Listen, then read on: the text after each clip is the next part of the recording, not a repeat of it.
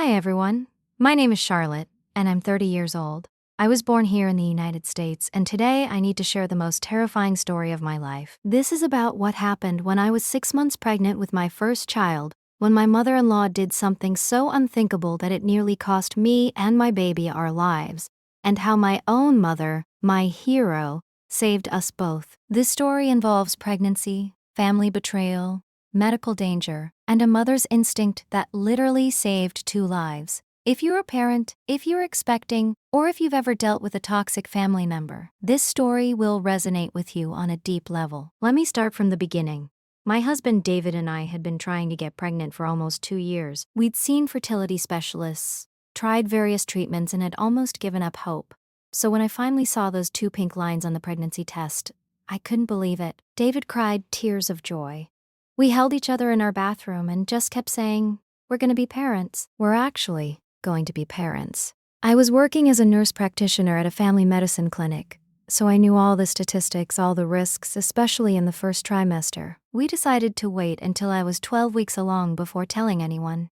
At my 12-week ultrasound, everything looked perfect. The baby was healthy, growing on schedule, with a strong heartbeat. The technician smiled and said, "Congratulations, your baby looks great."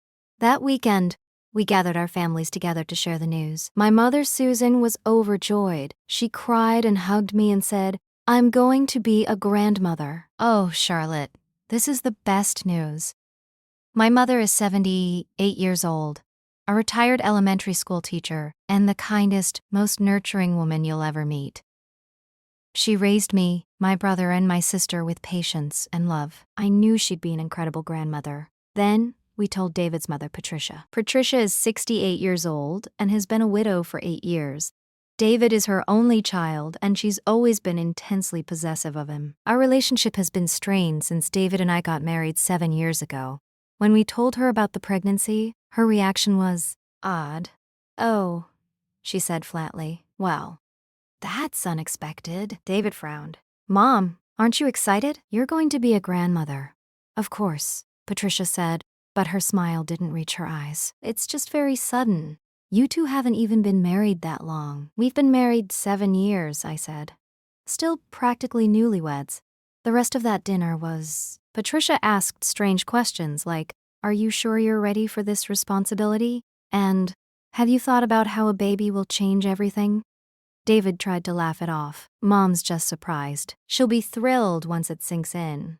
But I had a bad feeling in my stomach that had nothing to do with morning sickness. As my pregnancy progressed, Patricia's behavior became increasingly strange and hostile.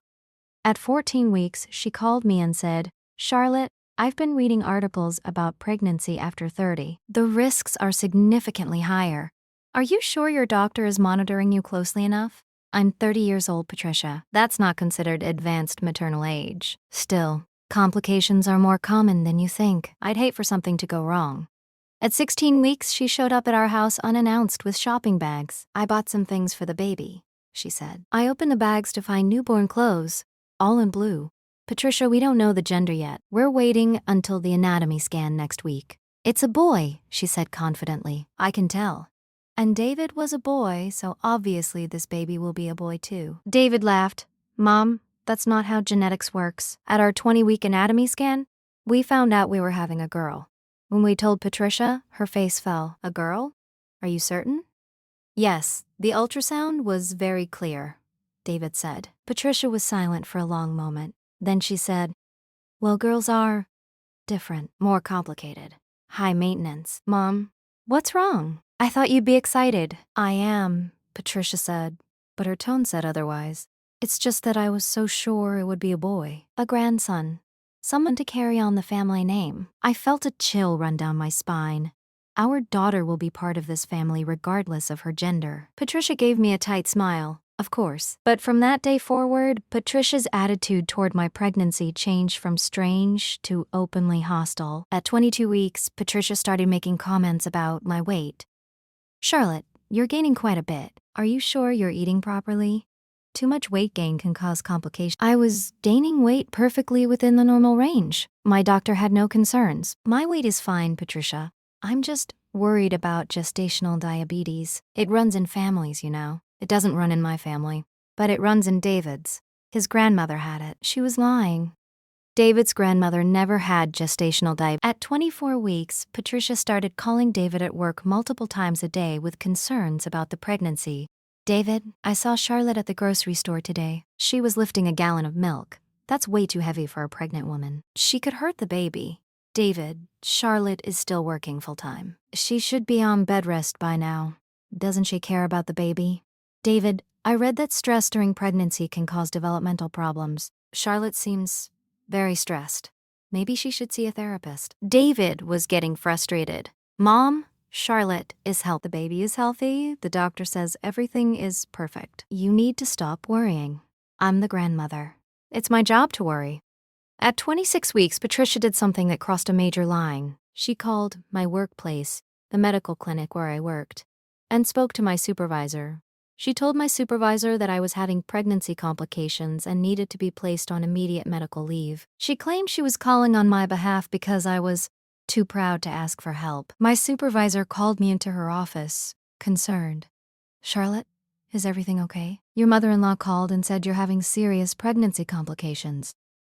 I was mortified. I'm not having any complications.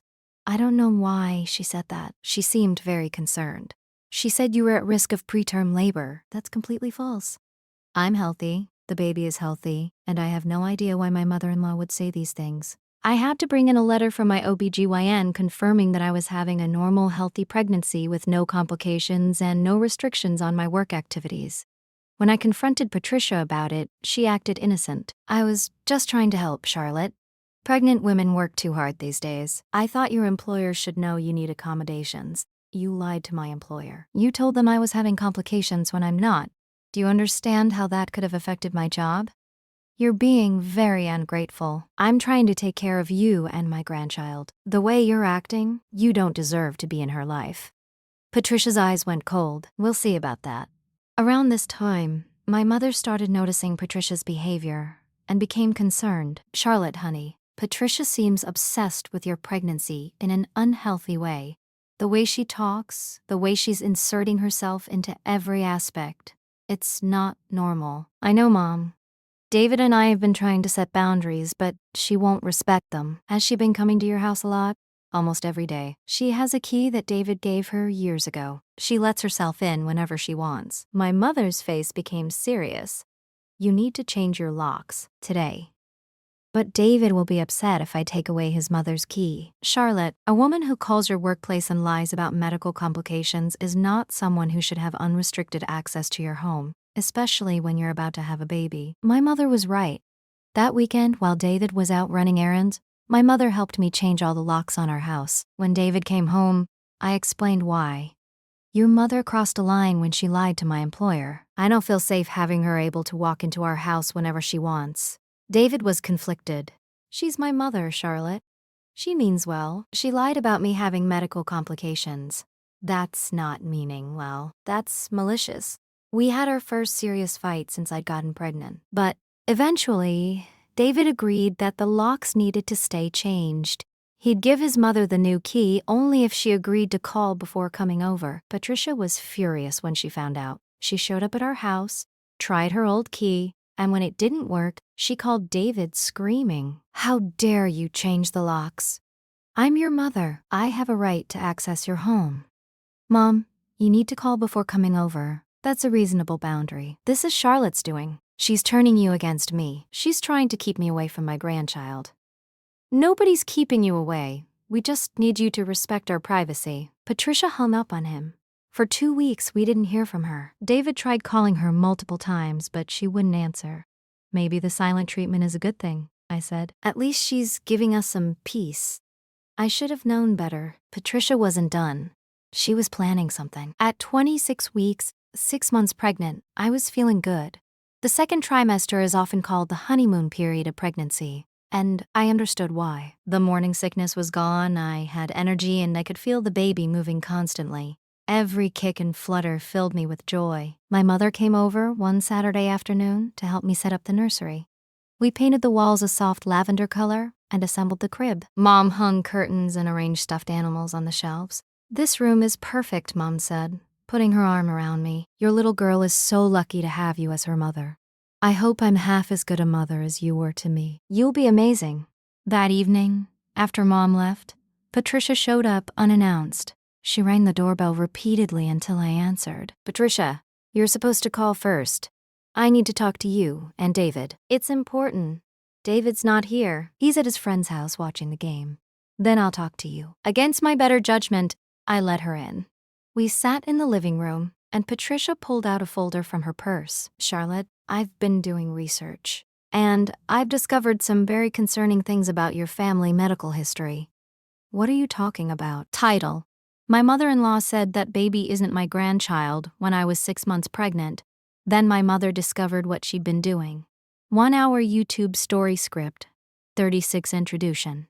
Hi everyone, my name is Charlotte, and I'm 30 years old. I was born here in the United States, and today I need to share the most terrifying story of my life. This is about what happened when I was 6 months pregnant with my first child, when my mother-in-law did something so unthinkable that it nearly cost me and my baby our lives, and how my own mother, my hero, saved us both. This story involves pregnancy, family betrayal, medical danger, and a mother's instinct that literally saved 2 lives. If you're a parent, if you're expecting, or if you've ever dealt with a toxic family member, this story will resonate with you on a deep level. Let me start from the beginning. My husband David and I had been trying to get pregnant for almost 2 years. We'd seen fertility specialists, tried various treatments, and had almost given up hope. So when I finally saw those 2 pink lines on the pregnancy test, I couldn't believe it. David cried tears of joy. We held each other in our bathroom and just kept saying, we're going to be parents. We're actually going to be parents. I was working as a nurse practitioner at a family medicine clinic, so I knew all the statistics, all the risks, especially in the first trimester. We decided to wait until I was 12 weeks along before telling anyone. At my 12-week ultrasound, everything looked perfect. The baby was healthy, growing on schedule with a strong heartbeat. The technician smiled and said, "Congratulations, your baby looks great." That weekend, we gathered our families together to share the news. My mother, Susan, was overjoyed. She cried and hugged me and said, "I'm going to be a grandmother. Oh, Charlotte, this is the best news. My mother is 78 years old, a retired element. Get out of my house." This is David's house too. I said, "Get out. Now." Patricia stood up slowly. "You'll regret this, Charlotte. When that baby is born with problems, you'll wish you'd listened to me." She left, and I immediately called David to tell him what happened. He was angry with his mother, but also worried. "Do you think we should get more genetic testing just to be safe?" "David, I'm a nurse practitioner. I know what tests are necessary and what aren't.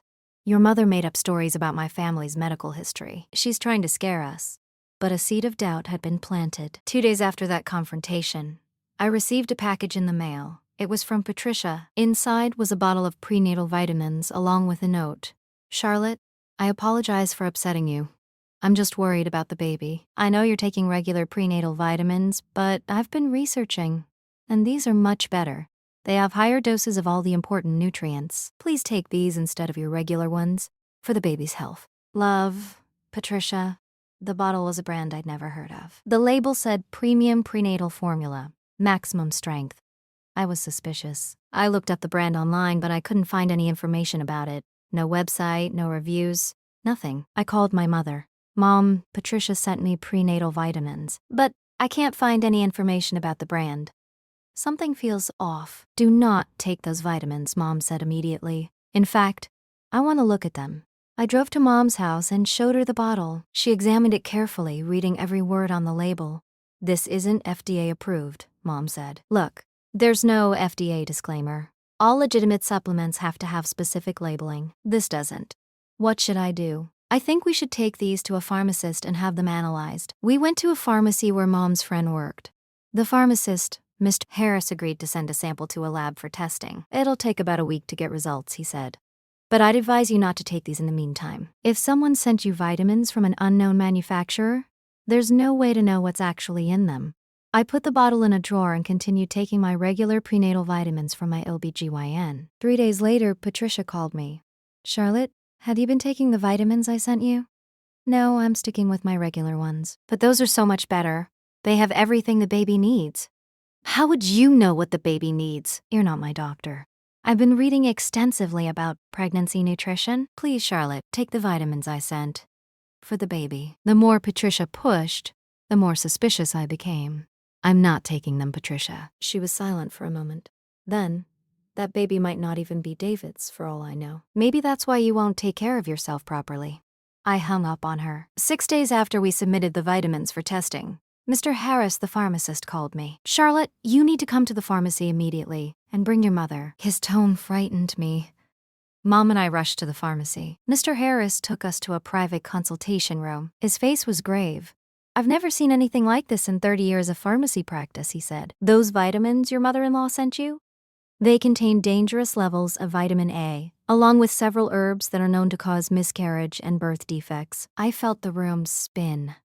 What? The vitamin A levels alone, if you'd taken these as directed, would have been enough to cause severe birth defects, particularly to the baby's developing brain and organs. But there's more. The herbs included are pennyroyal and tansy. Both are known abortifacients. Abortifacients? My mother asked. Substances that can cause abortion or miscarriage. In the doses present in these pills, if you'd taken them regularly for even a few days, you likely would have miscarried or gone into preterm labor. I couldn't breathe. I put my hand on my belly, feeling my baby girl moving inside me. Patricia had sent me pills that would have killed my baby. Are you absolutely certain? Mom asked. The lab ran the tests twice. Whoever formulated these pills did so deliberately to harm a pregnancy. We need to go to the police, Mom said. I've already contacted them, Mr. Harris said. They're sending an officer here now. This is attempted harm to a fetus, possibly attempted murder. This is a serious crime. Within an hour, 2 police detectives arrived. I gave them the bottle of vitamins, Patricia's note, and explained the entire situation. Patricia's obsession with my pregnancy, her strange behavior, her hostility toward me. One of the detectives, a woman named Detective Morrison, said, Mrs. Patterson, we'll need to interview your mother-in-law. Do you have any idea why she would want to harm your pregnancy? I don't know, I said, crying. She's been acting strange since we announced the pregnancy, but I never thought she'd try to hurt my baby. Some cases of pregnancy-related violence come from family members who are mentally unstable or who have unhealthy attachments, Detective Morrison explained. Mother-in-law cases aren't uncommon, actually. Sometimes there's jealousy, sometimes delusion, sometimes mental illness. The police went to Patricia's house that evening to question her. According to what the detectives told us later, when they arrived at Patricia's house with the vitamin bottle and the lab results, Patricia initially denied everything. I bought those vitamins at a health food store. They're completely safe. I was just trying to help. Ma'am, can you tell us which health food store? Patricia couldn't answer. She claimed she didn't remember. When the detectives searched her house with a warrant, they found disturbing evidence. In Patricia's home office, they found printouts of articles about herbs that cause miscarriage. They found handwritten notes about dosages. They found empty bottles of pennyroyal oil and tansy extract. They found a notebook where Patricia had written calculations about how much of each substance would be needed to terminate a pregnancy without detection. Most chillingly, they found a diary. The diary entries dated back to when David and I first announced the pregnancy. Here are some excerpts the detectives shared with us. David told me Charlotte is pregnant, a girl, not my grandson. This is wrong. This child will take David away from me completely. I need to stop this pregnancy. If Charlotte loses the baby, David will comfort her. But eventually they'll try again. Maybe next time it will be a boy. I've been researching natural substances that cause miscarriage. If I can get Charlotte to take them, it will seem like a natural loss. No one will suspect me. I made the pills today. Enough vitamin A to cause severe defects, plus the herbs to trigger contractions. If Charlotte takes these for just 3 days, the baby will die. She'll never know I saved David from a lifetime of being controlled by a wife and daughter. My mother sobbed as the detective read these excerpts. David, who had been called home from work, looked like he might be sick. Patricia was arrested and charged with attempted fetal murder, attempted poisoning, and conspiracy to commit harm. At her arraignment, Patricia showed no remorse. She told the judge, "That baby isn't even David's real family. I'm his real family. I was protecting my son." The judge ordered her held without bail, citing the extreme danger she posed. The weeks following Patricia's arrest were the hardest of my life. I was traumatized, terrified, and struggling to process that my mother-in-law had tried to murder my unborn child. I developed severe anxiety. Every time I felt the baby move, I cried with relief. Every time there was any unusual sensation, I panicked that something was wrong. I was terrified that somehow, despite not taking the pills, Patricia had found another way to hurt my baby. My OBGYN ordered extra ultrasounds to reassure me that the baby was healthy. "Charlotte, your daughter is perfect. She's growing beautifully. Patricia didn't succeed in hurting her, but the psychological damage was done."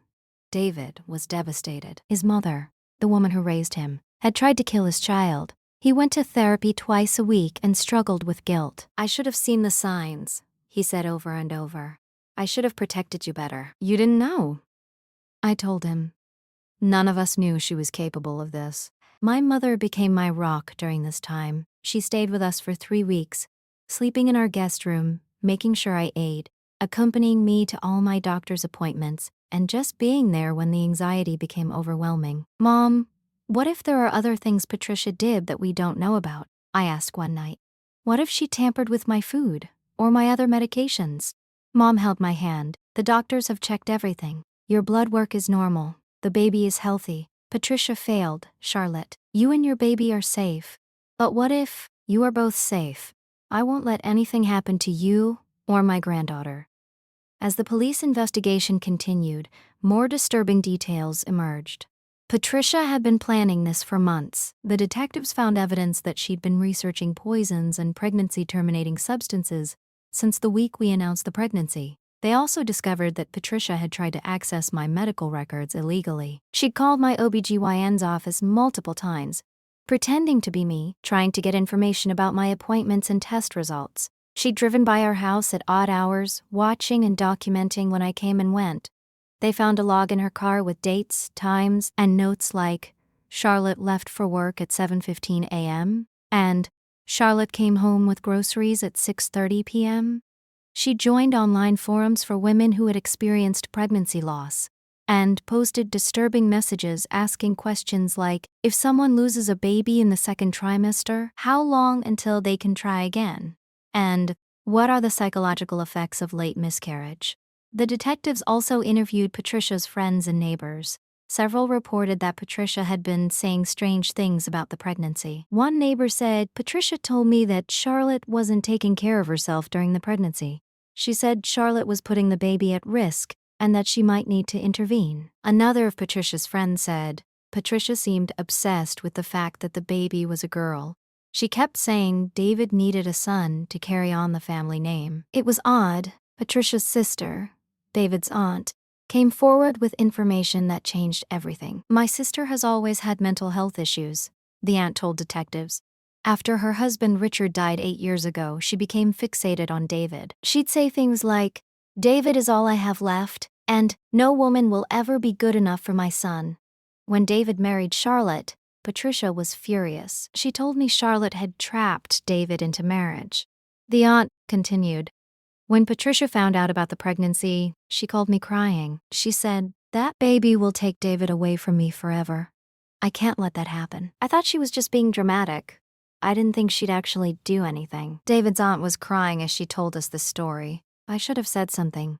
I never imagined Patricia would try to hurt the baby. I'm so sorry. Patricia's trial took place when I was 8 months pregnant, 34 weeks along.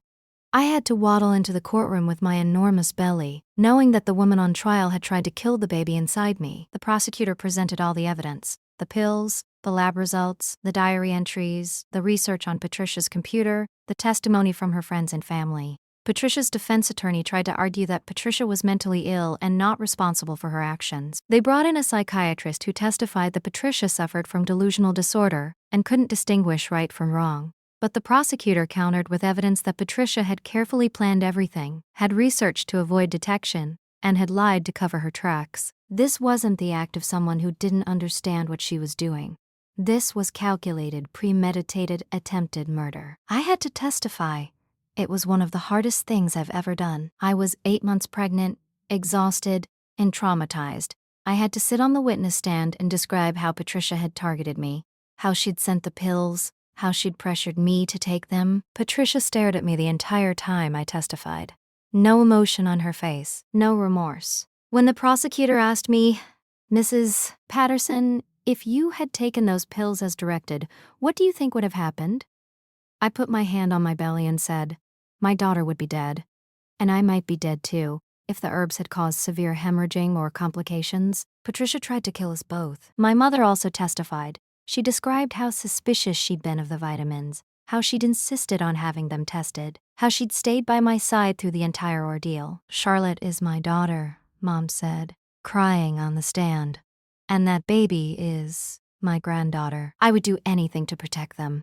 When I saw those vitamins, something in my gut told me they were dangerous. A mother's instinct, I suppose. I thank God every day that Charlotte listened to me and didn't take them." The jury deliberated for less than 3 hours. Guilty on all counts. Patricia showed no reaction when the verdict was read. She just stared straight ahead. At sentencing, the judge said, "Mrs. Bennett, you committed one of the most heinous acts I've encountered in my career. You targeted a vulnerable pregnant woman, your own daughter-in-law, and attempted to murder her unborn child. The evidence shows this was premeditated, calculated, and motivated by selfish delusion. You showed no remorse, and you pose a continuing danger to this family." Patricia was sentenced to 25 years in prison. As they led her away in handcuffs, she looked at David and said, "I did this for you. Someday you'll understand." David looked away. He couldn't even look at her. 6 weeks after the trial ended, at 39 weeks pregnant, I went into labor. It was a beautiful sunny morning. I woke up at 6 a.m. with contractions. David and I grabbed the hospital bag we'd packed weeks earlier and headed to the hospital. My mother met us there. She held my hand through the entire labor, along with David. At 2:47 p.m., our daughter was born. 7 pounds, 4 ounces, 20 inches long, perfect in every way. We named her Susan Rose Patterson. Susan. Rose, because it means hope and new beginnings. When they placed Susan in my arms, I sobbed, "She's here.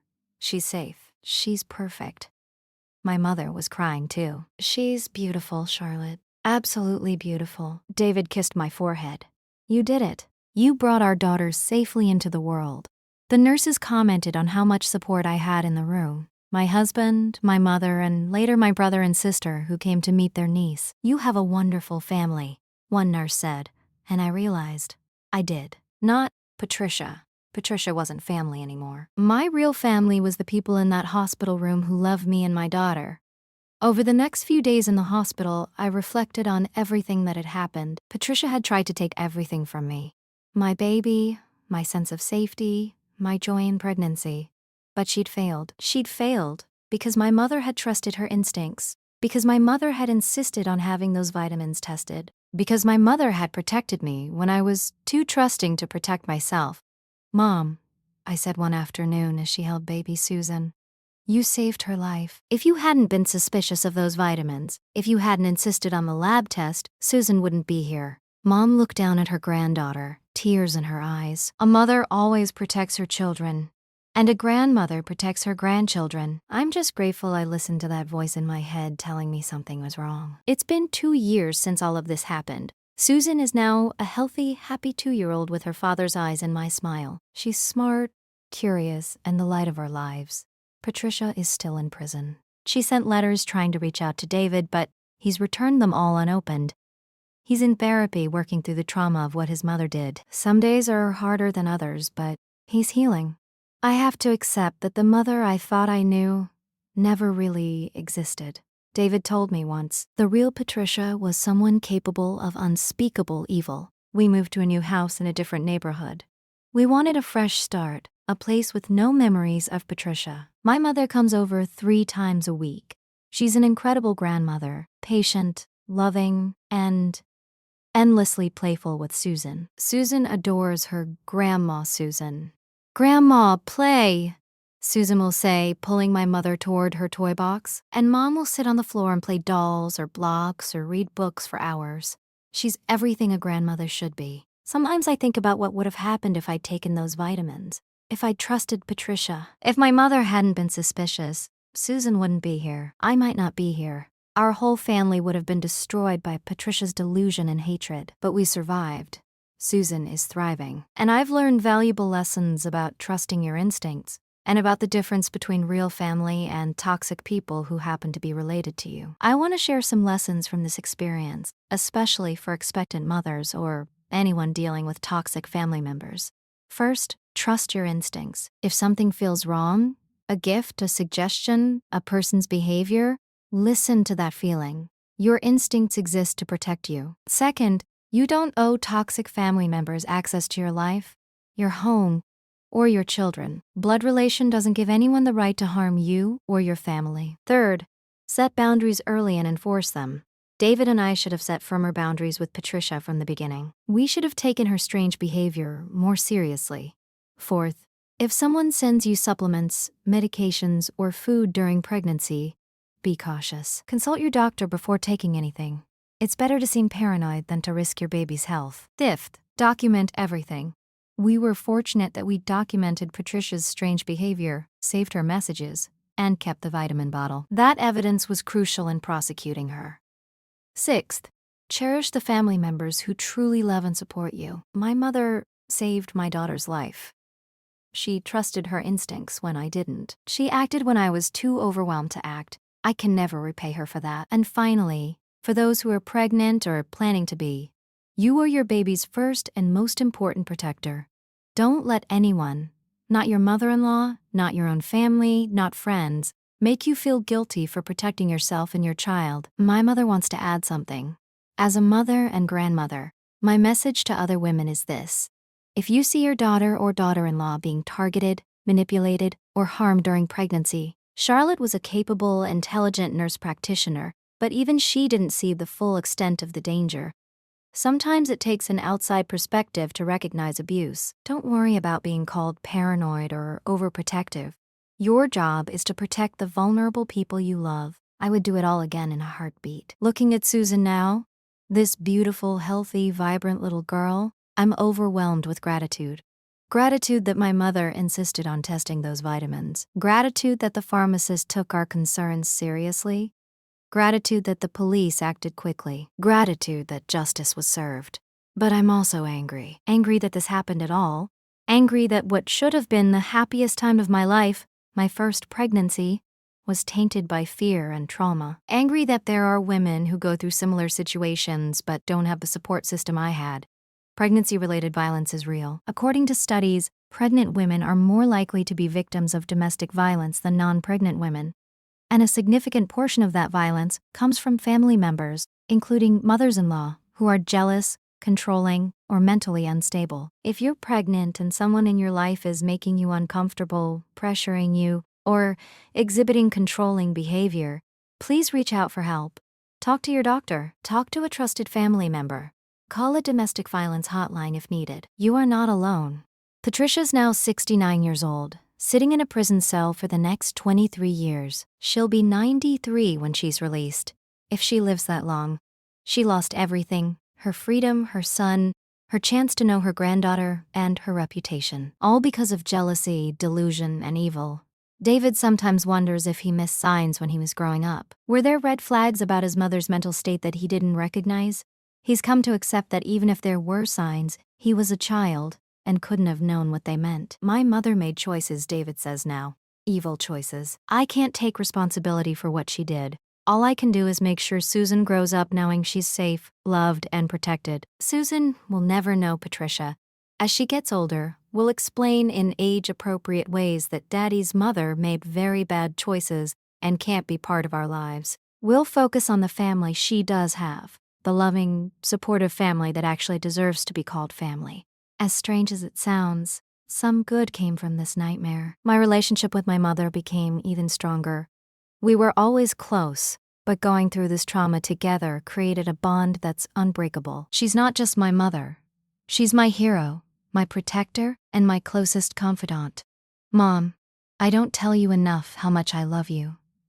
I said to her on Susan's second birthday as we watched my daughter blow out her candles. Mom squeezed my hand. I know, sweetheart. And I love you more than words can express. Being your mother has been the greatest privilege of my life. Being Susan's grandmother is the second greatest. David and I also became stronger as a couple. We went through something that would destroy many marriages. having to accept that one partner's parent is a monster. But we came through it by communicating, going to therapy together, and choosing each other and Susan over all else. You know what I realized? David said to me one night after we'd put Susan to bed. Family isn't about blood. It's about love, loyalty, and protection. Your mother is more of a parent to me now than my own mother ever was. David has embraced my family as his own. He calls my mother Mom now. He's close with my brother and sister. He's found a new family to replace the one he lost. We've also become advocates for pregnancy safety awareness. I've spoken at medical conferences about recognizing signs of pregnancy-related abuse from family members. We've worked with domestic violence organizations to create resources for pregnant women dealing with toxic in-laws. If sharing our story can save even one mother and baby from what we went through, then something good will have come from all this pain. I tell people. About 18 months after Patricia's sentencing, her attorney filed an appeal claiming she hadn't received a fair trial and that her mental illness should have been considered more seriously. The appeal process was emotionally exhausting. We had to relive everything all over again. I had to testify again about the vitamins, the diary entries, the terror I felt. But this time, I testified with Susan in the courtroom. She was 1 year old, sitting with my mother in the gallery. I pointed to her as I spoke. That's my daughter, Susan. She's alive because my mother trusted her instincts. She's alive because we caught Patricia's plan in time. She's alive despite Patricia's best efforts to kill her. I'm asking this court to uphold the original verdict and keep Patricia in prison where she belongs, far away from my family. The appeals court upheld the conviction. Patricia's sentence stood. After the appeal was denied, Patricia finally wrote a letter, not to David, but to me. It was delivered through her attorney. The letter said, "Charlotte, I need you to understand that I never meant to hurt you. I only wanted to protect David from making a mistake. That baby was going to ruin his life. I was trying to save him. A mother's love makes you do things other people don't understand. Someday, when Susan is older and making bad choices, you'll understand what it means to want to protect your child from their mistakes. I forgive you for testifying against me. I hope someday you can forgive me too." I read the letter out loud to David and my mother. "She still doesn't get it," David said, his voice hollow. "She still thinks what she did was justified." "She never will," my mother said. Truly evil people rarely recognize their own evil. They rationalize it, justify it, blame others for it. Patricia will go to her grave believing she was the victim. I threw the letter away. I didn't respond. Patricia didn't deserve a response. On Susan's 2nd birthday, we threw a big party at our house. My mother was there, of course. My brother Marcus and my sister Jennifer came with their families. David's aunt, Patricia's sister, came with her husband and children. Several of our friends from work and our neighbors attended. The house was filled with laughter, decorations, and the sound of children playing. Susan wore a pink princess dress and a little crown. She was in heaven, surrounded by people who loved her. As I watched her toddle around the yard, chasing bubbles and giggling, I felt a wave of emotion wash over me. This beautiful, perfect little girl almost didn't exist. Patricia had tried to take her from me before she was even born. But Susan was here, thriving, loved. My mother came and stood beside me, watching Susan play. "What are you thinking about?" "I'm thinking about how close we came to losing her. How if you hadn't been suspicious of those vitamins, but I was suspicious. And Susan is here? Charlotte, you can't live in the what-ifs. You have to live in the reality. And the reality is that your daughter is healthy, safe, and celebrating her 2nd birthday, surrounded by people who love her." David joined us, putting his arm around my waist. "My 2 favorite people," he said, kissing my mother's cheek and then mine. 3, Mom corrected, pointing at Susan. "Your 3 favorite people." We watched Susan blow out her candles with help from her cousins. She clapped her hands and shouted, "Cake! Cake!" It was a perfect moment, the kind of moment Patricia had tried to steal from us. Later that evening, after all the guests had left and Susan was asleep in her crib, David and I sat on the back porch drinking coffee. "Do you ever wonder what kind of grandmother Patricia would have been if she'd been mentally healthy?" David asked. Susan deserved to have 2 grandmothers. It's sad that Patricia's mental illness and evil choices robbed Susan of that. She has your mom, though. And honestly, your mom is worth 10 Patricias. I smiled. She really is. Susan is so lucky to have her. We're all lucky to have her. David said. "She saved our family, Charlotte. She saved our daughter. I owe her everything. The trauma of what Patricia did will always be part of our story, but it doesn't define us. We've worked hard to heal, to create a happy home, and to give Susan the childhood she deserves. Susan is growing up knowing she's loved, safe, and protected. She has parents who would do anything for her. She has a grandmother who saved her life before she was even born. She has aunts, uncles, and cousins who adore her. She doesn't know about Patricia yet. She's too young. When she asks why she only has one grandmother, we tell her, Daddy's mommy made some bad choices and can't be part of our family. But you have Grandma Susan who loves you so much. That's enough for now. When she's older, maybe when she's a teenager, we'll tell her the full story. We'll explain what Patricia did, why she's in prison, and how her Grandma Susan saved her life. We want Susan to understand how precious life is, and how important it is to trust your instincts and protect yourself from dangerous people, even if those people are family.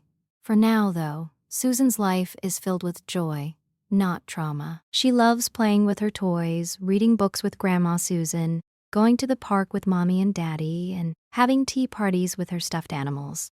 She's a normal, happy toddler, and that's exactly what we want for her. I've also found healing through my work. I've become passionate about educating healthcare providers about signs of pregnancy-related abuse. I give presentations at nursing conferences and medical schools about how to recognize when pregnant patients are being controlled, manipulated, or harmed by family members. The signs aren't always obvious, I tell healthcare providers. Sometimes it's a mother-in-law who's too involved in the pregnancy. Sometimes it's a partner who won't let the pregnant woman speak for herself at appointments. Sometimes it's family members who try to convince the patient to refuse medical care or take dangerous supplements. We have to be vigilant and create safe spaces for pregnant women to tell us when they're being targeted. The response has been overwhelmingly positive. I've had dozens of healthcare providers reach out to tell me that my presentations help them recognize abuse in their own patients. If sharing my story helps protect other pregnant women and babies, then Patricia's evil has at least resulted in something good. This story had the ending it deserved. Justice was served. Patricia was punished. My daughter is alive and thriving. My mother is a hero. Our family is strong. But it could have ended so differently. If my mother hadn't been suspicious of those vitamins, I would have taken them. Susan would have died before she was born, or been born with severe disabilities. I might have died too from the complications. Patricia would have gotten away with it. She would have comforted David through his grief. She would have encouraged us to try again. And she probably would have tried to poison that pregnancy too, until we finally had the son she wanted, or until David left me entirely. The thought makes me physically ill. But that's not what happened. We're here. Susan is here. Our new baby is growing safely inside me. Patricia is dead and can never hurt anyone again. To everyone watching this, protect your pregnant loved ones. Be suspicious of people who are too involved, too controlling, or too interested in the pregnancy. Trust your instincts. Act on your concerns. You might just save a life. Thank you for listening to our story. Hug your mothers. Hug your children. Cherish the people who truly love and protect you. And remember, family isn't always blood. Sometimes the people who love us most are the ones who choose to stand by us, protect us, and fight for us. David is my family. Susan is my family. That's all the family we need.